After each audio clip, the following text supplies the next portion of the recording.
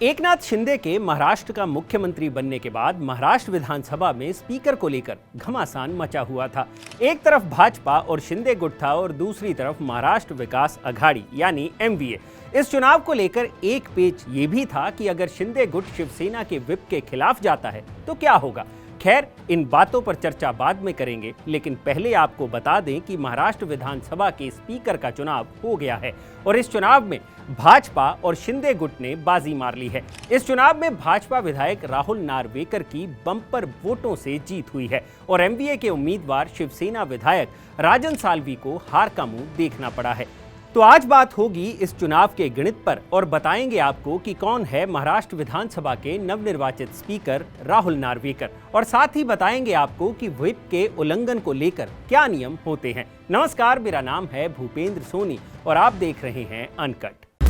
सबसे पहले बात आज हुए चुनाव की। महाराष्ट्र विधानसभा में कुल 288 सीटें हैं, जिनमें से फिलहाल 287 सीटें ही भरी हुई हैं। ऐसे में स्पीकर बनने के लिए किसी भी उम्मीदवार को 144 वोटों की जरूरत थी और जब चुनाव का नतीजा सामने आया तो राहुल नार्वेकर को 164 वोट मिले और एमवीए के उम्मीदवार के हिस्से में आए 107 वोट, यानी राहुल नार्वेकर को 47 वोटों के भारी अंतर से जीत मिली। कुल 271 विधायकों ने इस चुनाव में हिस्सा लिया और बाकी बचे विधायक चुनाव से बाहर रहे। इनमें समाजवादी पार्टी के 2 विधायक और एआईएमआईएम के 2 विधायक शामिल थे जो चुनाव से बाहर रहे, जबकि राज ठाकरे की एमएनएस पार्टी के विधायकों ने भाजपा के उम्मीदवार को वोट दिया। रही बात एमवीए की, तो उसके 2 विधायक नवाब मलिक और अनिल देशमुख फिलहाल जेल में हैं, इसलिए वो भी अपना वोट नहीं डाल पाए। इन सभी कारणों के चलते बीजेपी के विधायक राहुल नार्वेकर महाराष्ट्र विधानसभा के स्पीकर चुने गए। हालांकि राहुल नार्वेकर का राजनीतिक करियर भी आयाराम गयाराम टाइप ही रहा है, तो ऐसे में उनके बारे में जानना भी दिलचस्प रहेगा। राहुल नार्वेकर की उम्र 45 साल है और फिलहाल वो मुंबई की कोलाबा विधानसभा से भाजपा के विधायक हैं, लेकिन इससे पहले राहुल नार्वेकर का नाता शिवसेना और एनसीपी से भी रह चुका है। पर्सनल लाइफ की बात करें तो Narwekar senior NCP leader Ramraje Naik Nimbalkar के सन इन लॉ हैं, जो महाराष्ट्र विधान परिषद के स्पीकर और चेयरमैन भी हैं।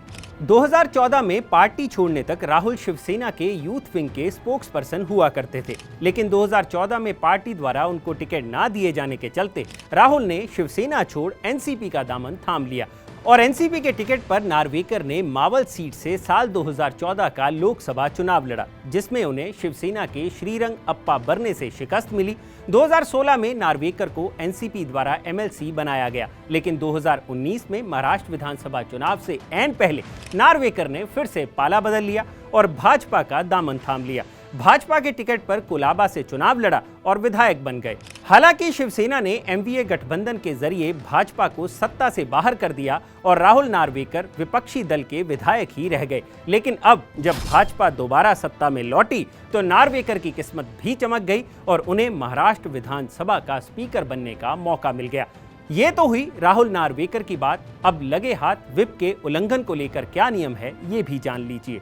स्पीकर के चुनाव से पहले ये कयास लगाए जा रहे थे कि शिवसेना के व्हिप के खिलाफ जाने पर शिंदे गुट का क्या होगा, क्योंकि नियम ये कहता है कि पार्टी के 2/3 विधायक अलग होने के बाद भी उन्हें एक अलग दल की मान्यता नहीं मिलती। वैधता के लिए उन्हें किसी और दल में शामिल होने की जरूरत होती है। अगर ऐसा नहीं होता तो पार्टी को 2 फाड़ करने के 2 ही तरीके होते हैं।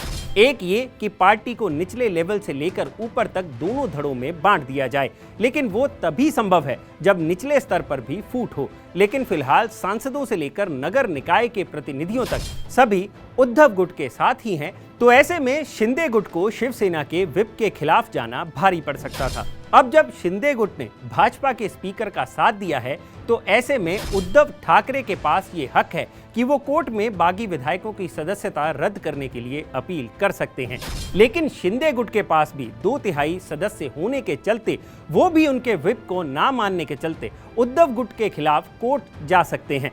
ऐसे में अब अगर दोनों गुट कोर्ट जाते हैं तो ये फैसला कोर्ट के हाथ में होगा कि वो किस गुट के विधायकों की सदस्यता रद्द करता है, लेकिन फिलहाल किसी भी गुट के कोर्ट को अप्रोच करने की कोई खबर नहीं आई है। हालांकि विधानसभा में शिंदे गुट के 2 विधायक दोबारा शिवसेना में चले गए हैं, जिनका शिवसेना के विधायकों ने टेबल पीट कर स्वागत किया है। तो ये है विधानसभा में स्पीकर चुनाव का पूरा गणित।